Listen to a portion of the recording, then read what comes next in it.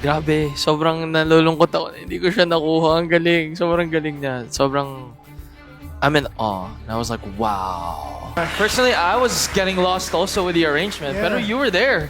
You were intact with everything. Grabe, nakakatuwa naman. Medyo madayan, di naman porkit magkakilala kayo. Ibig sabihin, ganun na yun.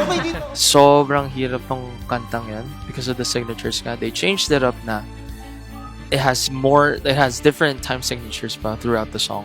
Na, again, di basta-basta madali kantahin yung ganun. Kahit ako mawawala ko doon kung hindi ko pinag-aralan ng mabuti. But, wow, very lucky si Coach Julie to have her. So, I'm excited. I'm excited what's gonna happen for Tatiana.